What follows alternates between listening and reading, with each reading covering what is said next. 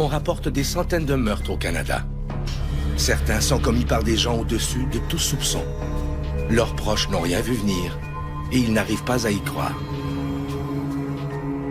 Il me disait toujours, je vais être célèbre un jour, maman. Mais on n'imaginait pas que c'est le jour de sa mort qui le rendrait célèbre. C'est quand même fréquent dans la psychose et ça fait partie des signes cliniques de la maladie, c'est que ces gens-là ne se reconnaissent pas malades, donc ils vont pas faire de demande de soins. Étant donné les circonstances horribles de ce qui est arrivé, disons que ça pouvait pas être un meurtre ordinaire.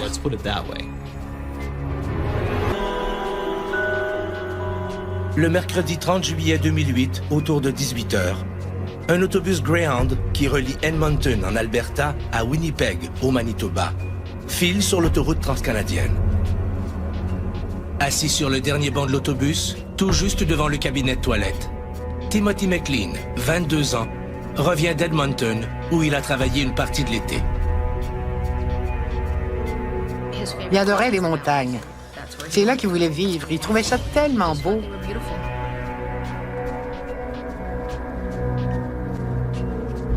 Bien qu'il ait adoré son été, Tim a hâte d'arriver chez lui et de retrouver ses proches.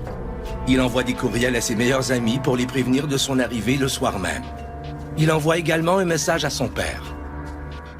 À son condo de Winnipeg, le père de Tim reçoit le courriel de son fils qui lui demande s'il peut passer la nuit chez lui. Il accepte immédiatement. Satisfait, Tim ferme son cellulaire et s'installe confortablement pour la suite du trajet. L'autobus s'arrête bientôt à Brandon, au Manitoba. Les voyageurs en profitent pour descendre, se délasser les jambes, s'acheter à boire ou à manger. Tim McLean descend lui aussi. Je m'inquiétais beaucoup pour lui. Mais il me disait toujours, « Relax, maman, inquiète-toi pas pour moi, il m'arrivera rien. » Je disais souvent à mes amis, à mes sœurs, à ma mère, que je m'inquiétais pour Timothy, parce qu'il était tellement insouciant.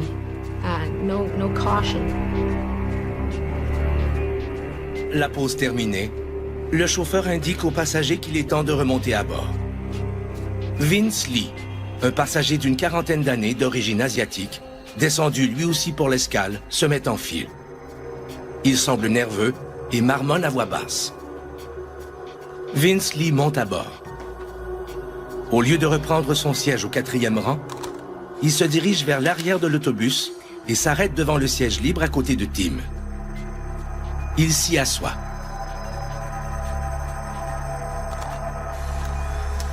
L'autobus redémarre.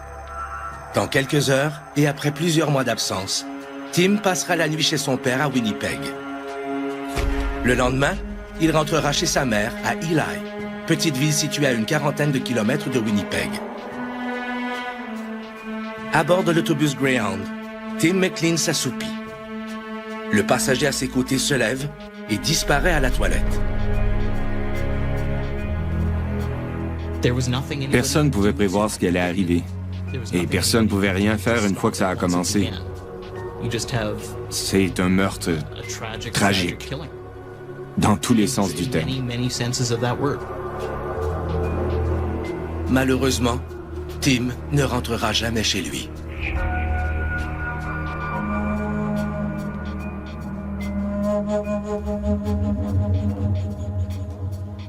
Le 30 juillet 2008 au soir, Derek, un grand ami de Tim, informé par le père de celui-ci, est venu attendre son copain au terminus d'autobus de Winnipeg. L'autobus est prévu pour 21h45, mais il semble avoir un léger retard. Les heures passent et Derek attend toujours. Impossible de connaître les raisons de ce mystérieux retard.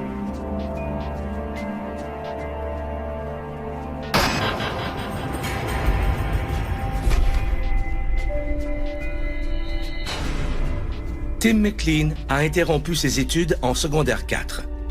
En attendant de savoir ce qu'il veut vraiment faire, il se réjouit de vivre des expériences enrichissantes. Pour le 3e été consécutif, il travaille dans une foire itinérante. Ses envies de voyage et son côté nomade s'accommodent bien de ce boulot qui lui est tombé du ciel. Je cherchais un emploi, puis un de mes amis m'a dit « Hey, il y a une foire en ville, pourquoi tu vas pas offrir tes services? » J'ai dit « OK. » Je suis allée. Ils m'ont demandé si j'avais des amis qui seraient intéressés. J'ai tout de suite pensé à appeler Tim. J'ai dit « Qu'est-ce que tu fais cet été? » Il m'a dit rien. J'ai dit « Tu travailles pas? » Il répond « Non, pas encore. » J'ai dit « Fais tes valises, on s'en va. » Il était en charge d'un des jeux. C'était le 3e été qu'il travaillait au carnaval. Il aimait ça. C'était une façon de rencontrer des gens d'ailleurs, de d'autres villes, de voyager et de voir du pays tout en faisant un peu d'argent.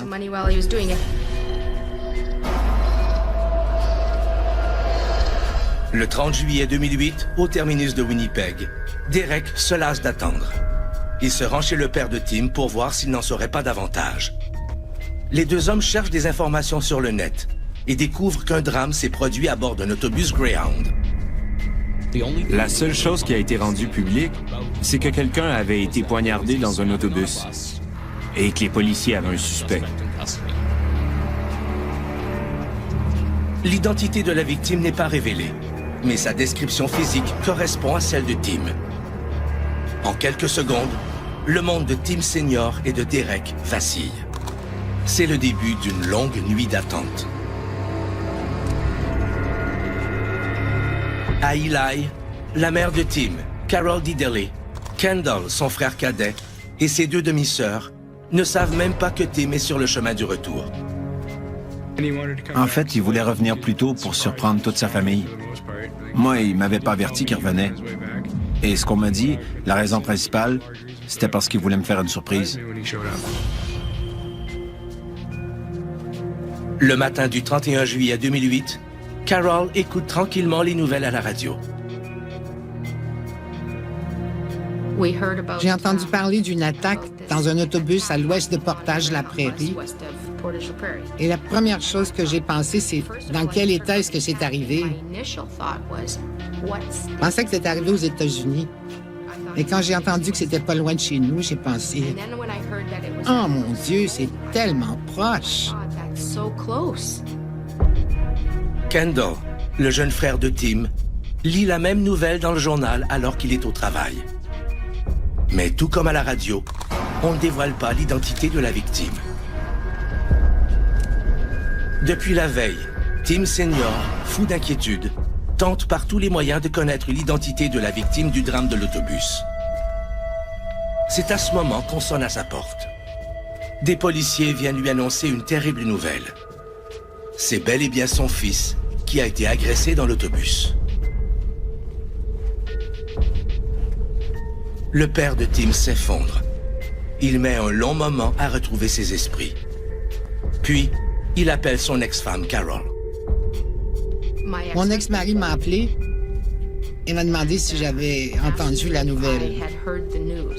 J'ai dit, c'est sûr que j'ai entendu la nouvelle. Tout le monde a entendu la nouvelle. Et là, il m'a dit que c'était Timothy. Je me suis effondré par terre. Tim Senior se rend à Eli. Il va chercher Kendall au travail pour le ramener à la maison chez sa mère.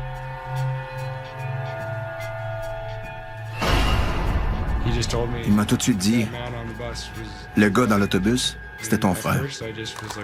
Au début, j'ai dit, qu'est-ce que tu veux dire? Qu'est-ce qu'il a fait? Je me disais, non, Tim n'aurait jamais fait une chose comme ça. Pour Kendall, la mort de son frère est tout simplement impossible à envisager. Ils arrivent enfin chez Carol. Je me souviens que je sentais la bile monter dans ma gorge, que j'allais être malade. J'ai couru dehors en criant « non ». Kendall est forcé de se rendre à l'évidence. Je suis arrivé à la maison, puis c'est là que j'ai réalisé. J'ai prié avec ma mère un peu, mais je préférais être seul.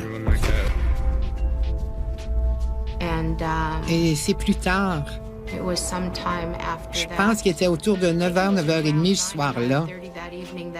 que la GRC et un intervenant du service d'aide aux victimes sont enfin venus m'annoncer officiellement que c'était Timothy qui était décédé. Que s'est-il passé entre le moment où Tim McLean s'est endormi sur le banc de l'autobus et l'annonce de sa mort à sa famille? Dans quelles circonstances a-t-il perdu la vie? Le mercredi 30 juillet 2008, Tim McLean se trouve à bord d'un autobus qui roule vers Winnipeg. Quelques heures plus tard, la nouvelle de sa mort frappe de plein fouet sa famille et ses amis. L'homme d'origine asiatique qui s'est assis à côté de Tim se nomme Vince Wei-Gwen Lee. Il a 40 ans. Vince Lee est né le 30 avril 1968 à Dandong, dans la province du Liaoning, au sud-est de la Chine, tout près de la frontière avec la Corée. Vince Lee est un bon étudiant et il obtient un baccalauréat en sciences au Wuhan Institute of Technology en 1992. Il occupe ensuite un emploi d'ingénieur dans le domaine des logiciels d'ordinateur. Il essaie d'apprendre l'anglais et en 1995, il épouse Anna, sa compagne de plusieurs années. Monsieur Lee avait des origines modestes et, de ce que je comprends, il y avait peu de famille et d'amis ici au Canada. Lee et Anna arrivent au Canada en 2001 à la recherche d'une meilleure qualité de vie. Vince Lee espère trouver un emploi à la hauteur de ses compétences. Il y a le fait qu'il ait immigré aussi, qu'il ait passé même l'examen médical de l'immigration, qu'il est marié avec sa femme, puis qu'il a passé toutes ces étapes qui sont des étapes très stressantes. Pour l'instant, tout se passait bien. Fraîchement installé à Winnipeg avec sa femme, désireux d'améliorer ses chances de trouver un emploi, Lee suit une formation de programmeur au collège CDI de Winnipeg. Il complète sa formation en 2002. Malgré ses efforts, il ne réussit pas à obtenir un emploi en informatique. Il parvient néanmoins à dénicher du travail dans la restauration. Vince et Anna Lee semblent s'adapter relativement bien à leur vie à Winnipeg. Mais Lee est plutôt silencieux et replié sur lui-même. Son apprentissage de l'anglais est laborieux et il éprouve des difficultés à communiquer. Lee a du mal à garder ses emplois. Anna, qui ne parle pas anglais, n'ose pas se lancer sur le marché du travail. Leur relation commence à se dégrader. Leurs rares amis trouvent Vince tendu et nerveux. C'est sûr qu'il est immigrant, il n'a pas une maîtrise du langage avec le mandarin, l'anglais, comme tout le monde, donc ça peut passer un peu anodin aussi, mais c'est pas quelqu'un qui va avoir des habilités à bien communiquer, à bien se faire des amis et des relations.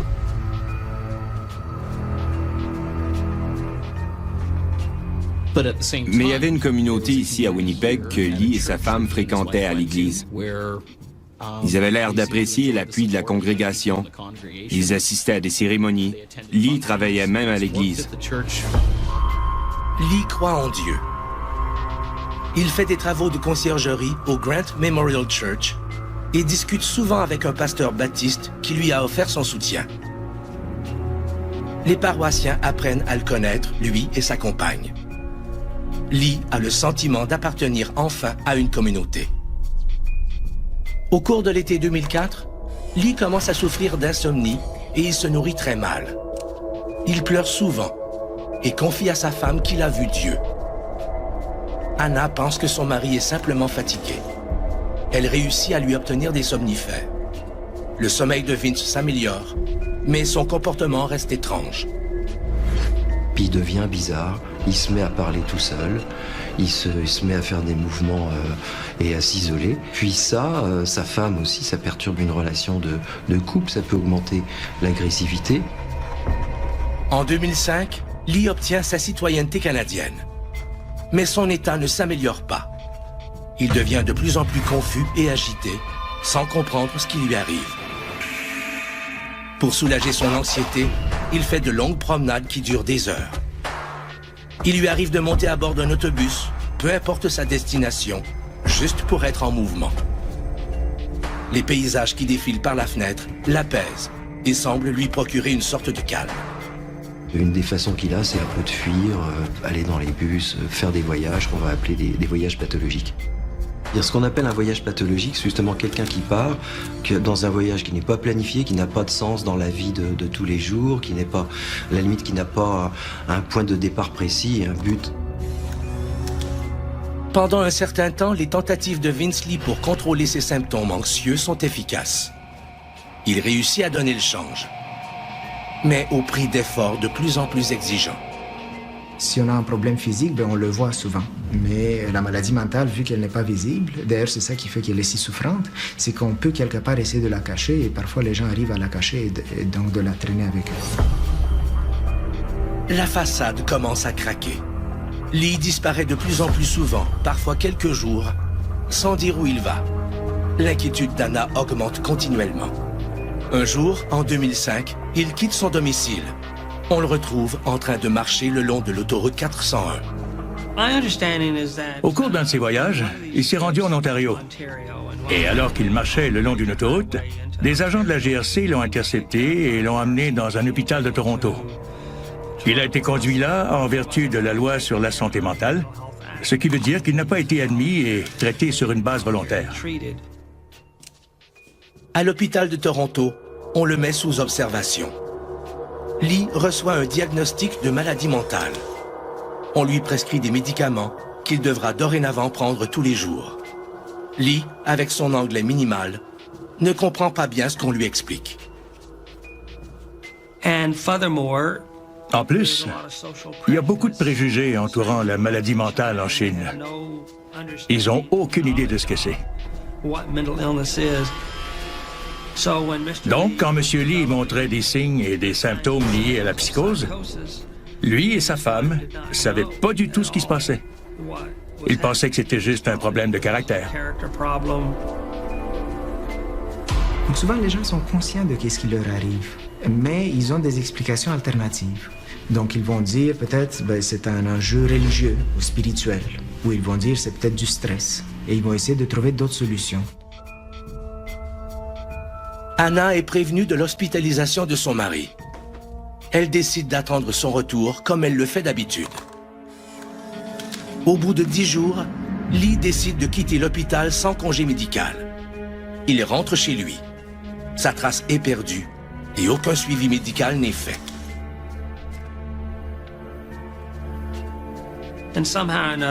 Il y a eu de la confusion.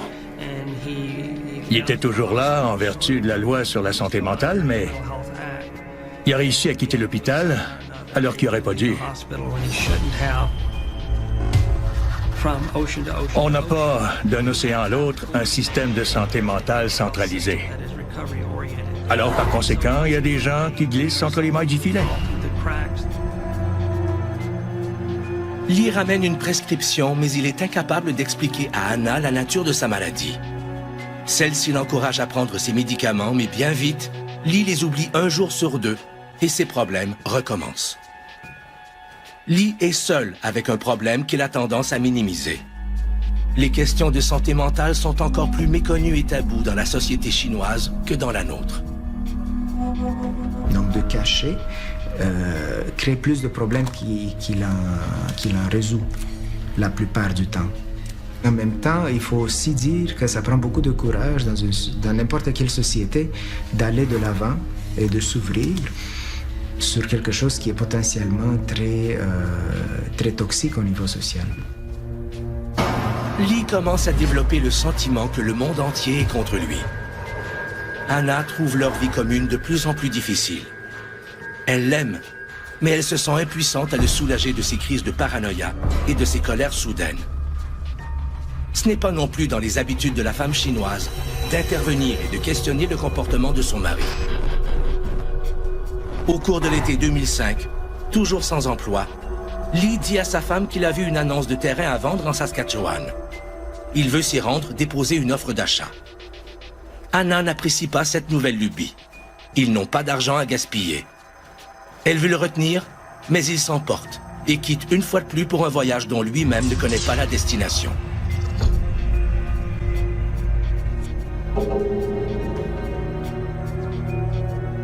À son retour, rien ne va plus.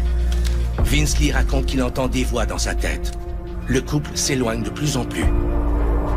En 2006, Lee et Anna retournent en Chine, là où ils se sont mariés, pour demander le divorce.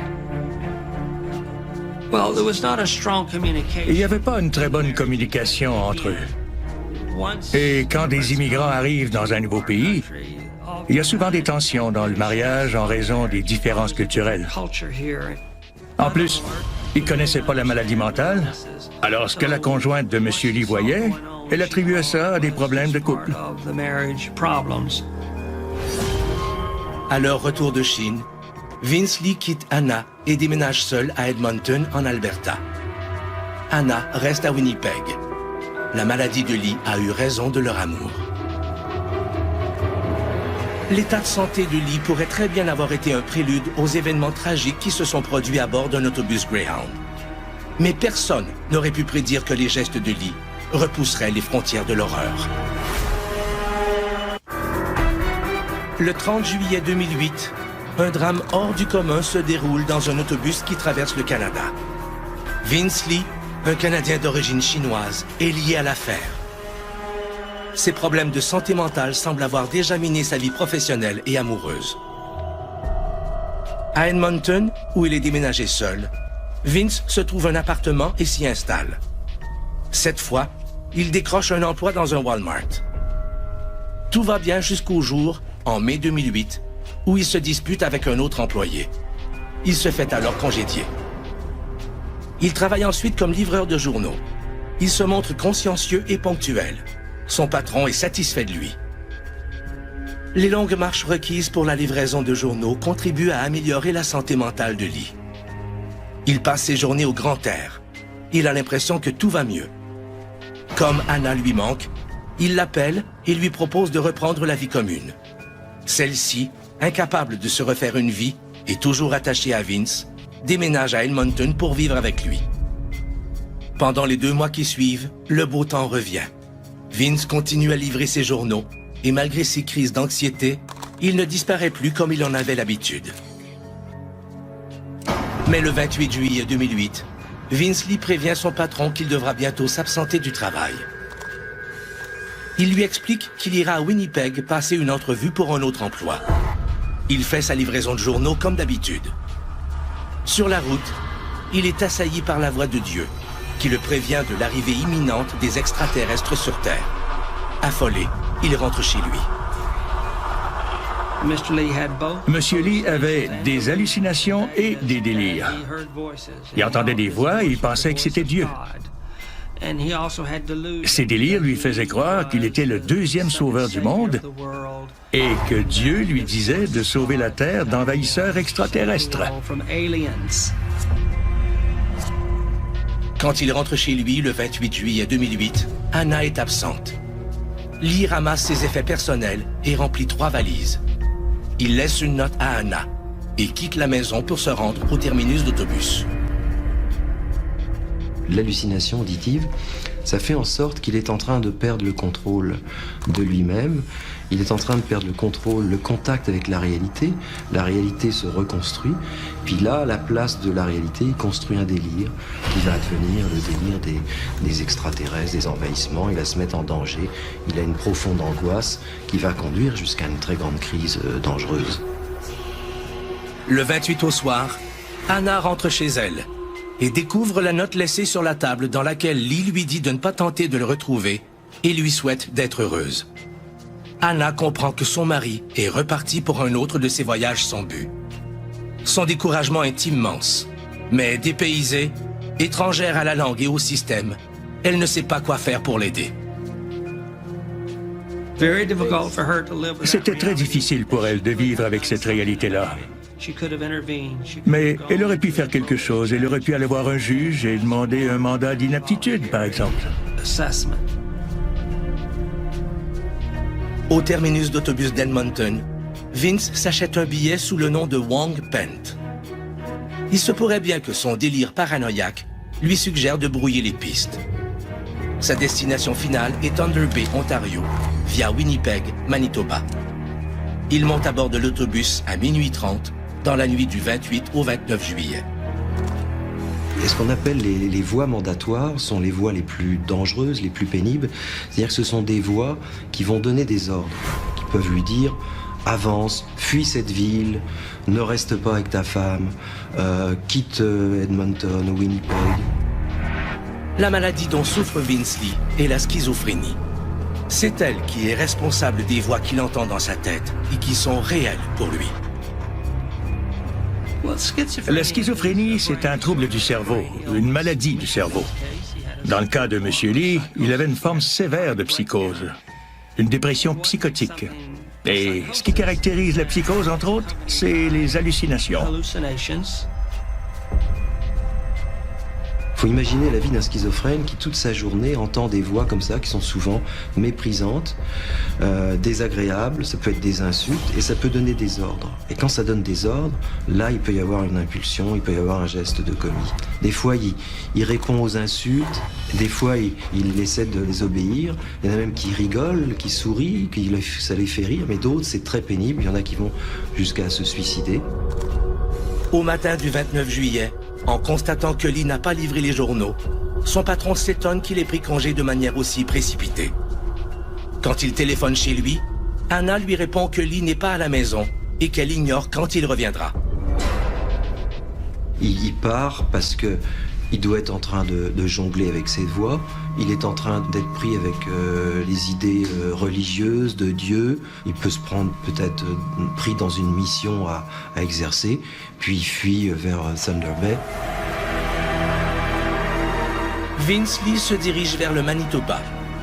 Il ignore encore que dans quelques heures, sa route va s'arrêter d'une manière brutale.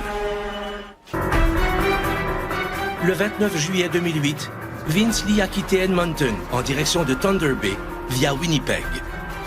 Le lendemain, le 30 juillet, Tim McLean va prendre du même terminus un autre autobus qui fait le même trajet. Tout est en place pour que se produise l'un des pires drames jamais vus au Canada. Le 29 juillet au soir, après une journée de route, l'autobus dans lequel se trouve Vince Lee fait un arrêt à Erickson, au Manitoba. Lee veut descendre, mais le chauffeur lui précise qu'il n'est pas encore rendu à Thunder Bay. Lee est agité, il ne semble pas comprendre. Il insiste pour quitter l'autobus avec ses 3 valises. Il se rend dans une épicerie. Quand il en sort, il réalise que l'autobus est déjà parti.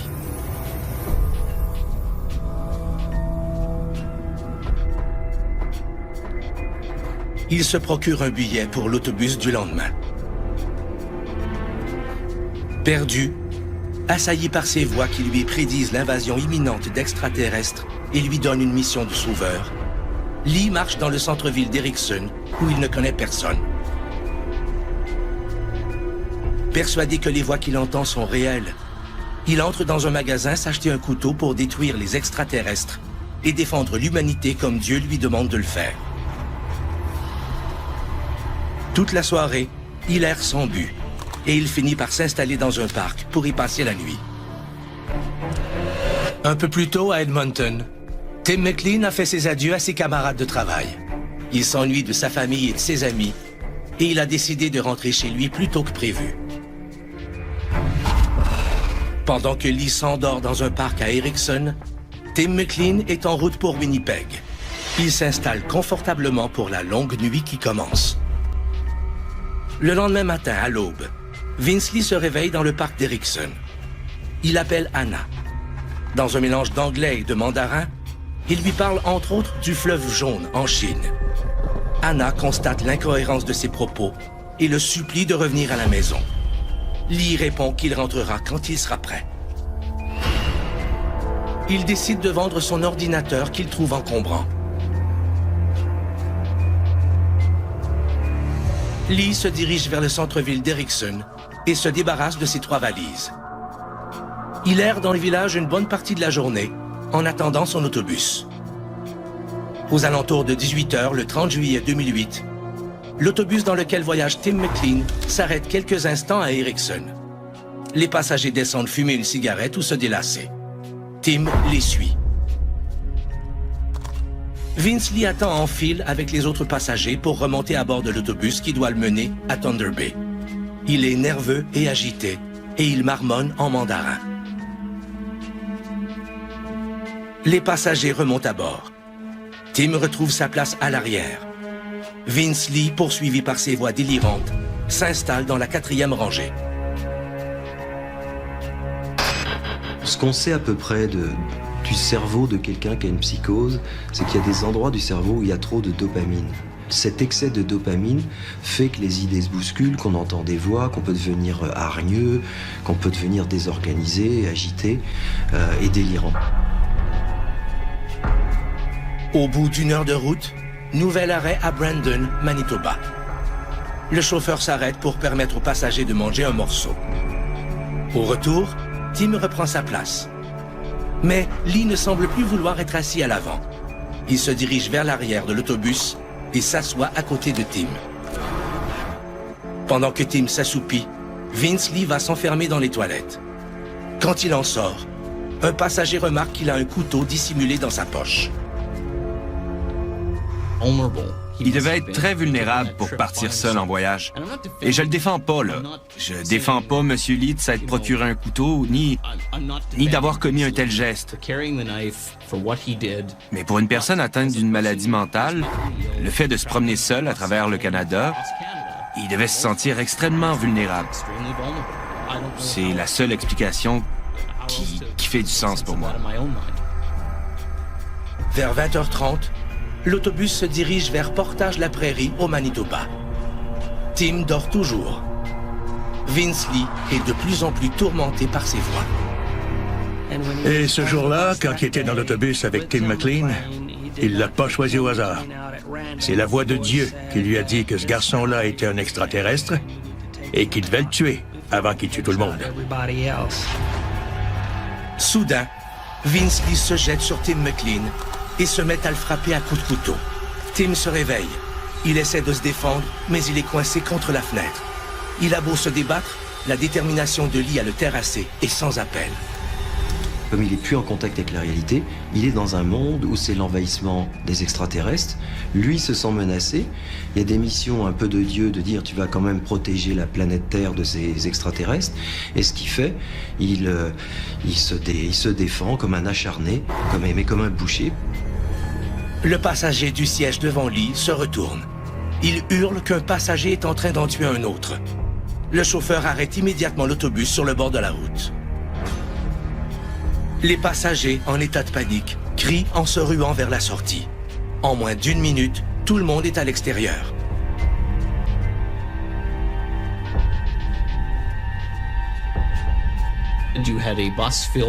L'autobus était rempli de gens qui voyageaient seuls, qui étaient endormis, et qui ont dû être tellement effrayés par ce qu'ils ont vu que leur premier réflexe a été de sortir de là au plus vite. Seul le chauffeur est resté à bord. Il continue de voir le bras de Lee s'abattre sur sa victime. Il essaie de calmer Vince Lee, qui ne lui prête aucune attention. Impuissant, ne sachant que faire, il finit par descendre à son tour. À ce moment, Lee se désintéresse de Tim et fonce vers l'avant de l'autobus pour tenter une sortie. Le chauffeur a la présence d'esprit d'actionner le mécanisme de la porte qui se referme sur Lee en coinçant son bras droit, qui n'a toujours pas lâché le couteau. Lee se débat de toutes ses forces pour se libérer. Il réussit à se dégager, sous le regard terrifié des passagers qui se sont éloignés de l'autobus, mais ne peuvent quitter la scène des yeux.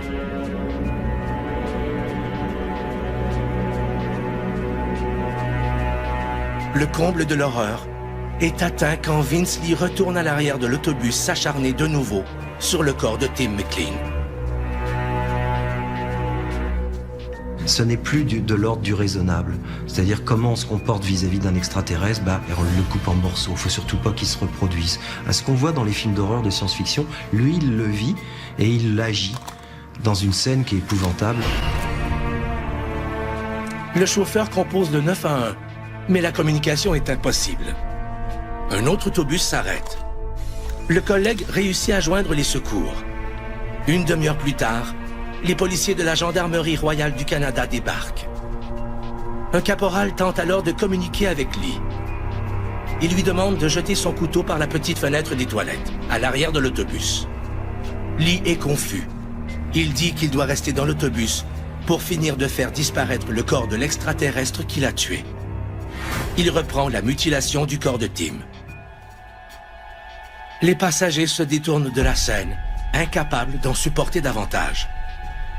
Puis, Lee se laisse tomber sur une banquette de l'autobus. Il se prend la tête à 2 mains.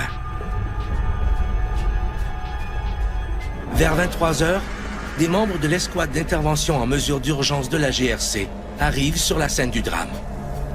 Ils observent Vince Lee se livrer à des actes de cannibalisme. Son agitation a atteint un paroxysme. Lee tente de sortir de l'autobus en forçant la porte, mais il en est incapable. Il parle, mais ses propos sont incompréhensibles. Parmi les forces de l'ordre réunies autour de l'autobus, personne n'ose intervenir. Je comprendrais qu'il n'ait rien fait si l'homme avait été armé d'une mitraillette, disons. Mais c'était pas le cas. Ils mutilaient mon fils, puis ils l'ont regardé faire. Ça leur a pris 3 heures pour réunir leur escouade d'intervention. Une fois rendus sur place, ils n'ont rien fait.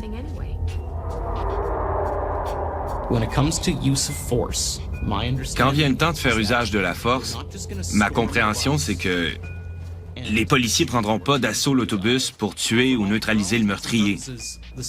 Le périmètre était sécurisé. Et c'est triste pour la victime, mais à ce moment-là, il n'y avait rien qui pouvait être fait pour la sauver. La GRC voulait sans doute pas risquer d'aggraver la situation encore plus. Vers 1h20, dans la nuit du jeudi 31 juillet, Vince Lee brise finalement une vitre de l'autobus. Il lance à l'extérieur le couteau qu'il a utilisé pour tuer Tim McLean. Il saute par la fenêtre et atterrit sur le sol. Il tente de s'enfuir. Un policier l'arrête. Il hurle et se débat. Les policiers ont recours à une décharge de pistolet électrique pour le calmer. Une fois immobilisé, Lee leur demande de le tuer. Il répète qu'il est coupable et qu'il veut mourir. Pendant que Vince Lee est emmené par des policiers de la GRC, d'autres montent à bord de l'autobus. Ils découvrent le corps atrocement mutilé de Tim McLean. Tim McLean est devenu l'innocente victime d'un grand malade, désireux de sauver l'humanité d'envahisseurs extraterrestres. Quel sort la justice réservera-t-elle à ce meurtrier? Le 31 juillet 2008, Vince Lee est arrêté et inculpé pour le meurtre de Tim McLean. Les enquêteurs l'interrogent pendant des heures. Les réponses de Lee se limitent à des hochements de tête. Il répète qu'il est coupable et demande la mort. Le lendemain, le jeudi 1er août, les enquêteurs rencontrent sa femme Anna pour lui poser des questions. Atterrée par les événements, elle leur raconte ses dernières années avec son conjoint et l'inexorable dégradation de sa condition mentale. 5 jours plus tard, à la demande du procureur de la Couronne, le juge ordonne une évaluation psychiatrique de Vince Lee pour déterminer s'il est apte à subir son procès et s'il peut être tenu responsable de son crime. L'enjeu ici est complexe. Il ne s'agit pas seulement d'une mauvaise personne qui a fait quelque chose d'horrible, qu'on envoie en prison et qu'on condamne pour son geste. On a affaire à une personne qui souffre d'une maladie mentale que bien des gens comprennent pas parce qu'ils n'ont jamais été confrontés. Vince Lee a tué quelqu'un, mais c'est pas un meurtrier. En plus, il était guidé par des hallucinations. Il entendait la voix de Dieu. Et il réalisait pas dans son cœur, dans son esprit, dans sa tête, que ce qu'il faisait était mal, illégal et immoral. Le 17 septembre 2008, les rapports d'évaluation psychiatrique sont acheminés à la Cour. Le psychiatre consulté déclare que Lee ne peut pas être tenu criminellement responsable de la mort de Tim McLean. Un second psychiatre judiciaire se penche à son tour sur la question et en vient aux mêmes conclusions. Le 5 mars 2009, Vince Lee reconnaît qu'il a tué Tim McLean et s'est livré aux pires sévices sur le corps de sa victime. Bien qu'il qualifie ces actes de dégoûtants, le juge reconnaît qu'il s'agit d'un cas de désordre mental majeur. la Cour statue que Lee n'est pas criminellement responsable du meurtre de Tim McLean. Non criminellement responsable veut dire que quand il a acheté le couteau, quand il est embarqué dans l'autobus, quand il a tué Tim McLean, il ne se rendait pas compte de ce qu'il faisait. Il était incapable de distinguer le bien du mal. Et donc, que ce qu'il faisait était mal.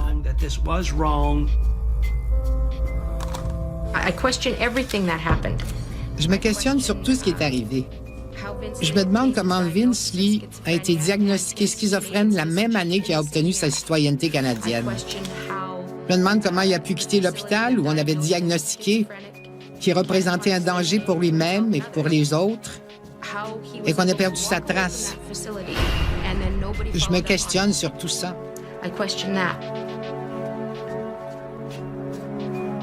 Vince Lee est transféré au Selkirk Mental Health Center, au Manitoba, pour y subir des traitements. Compte tenu du verdict, il n'a pas de dossier criminel. Il prend sa médication de façon régulière, sous la supervision des médecins. Chaque année, le comité de révision réexamine son dossier. Le traitement fonctionne bien et le comité directeur lui accorde des sorties accompagnées. Pour les proches de Tim McLean, l'injustice s'ajoute à l'horreur. Les gens atteints de maladie mentale doivent être tenus responsables pour leurs crimes. Ils doivent être enfermés et traités jusqu'à la fin de leur jour. Je pense pas que les gens aient été surpris que Vince Lee soit déclaré non criminellement responsable. Mais ce que je pense qui est arrivé, c'est que ça a fini par susciter un sentiment de colère. Il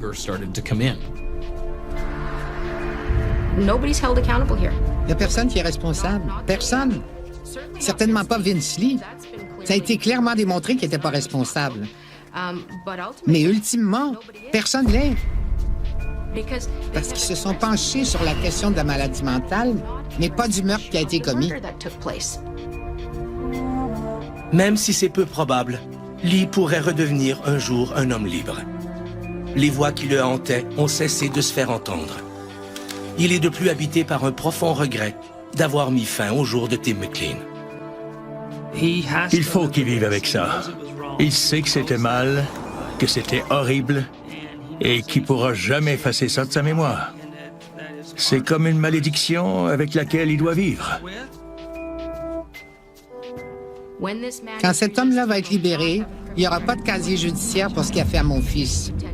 Il pourrait potentiellement travailler avec des aînés ou avec des enfants. Il va pouvoir voyager. Moi, je pense que c'est des choses auxquelles il ne devrait jamais avoir droit. Jamais.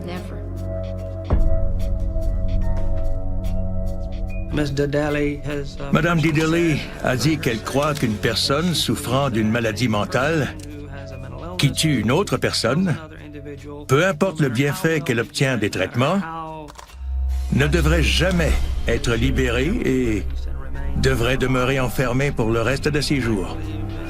Moi, je crois au rétablissement, à la réhabilitation, à la justice et à la rédemption. Ces deux opinions sont à jamais irréconciliables. Le drame de Tim McLean et de Vince Lee restera gravé dans la mémoire collective canadienne parce qu'au-delà de l'horreur du crime commis, il pose des questions fondamentales sur la maladie mentale et ses victimes. Si un tel drame se préparait dans votre entourage, sauriez-vous le voir venir?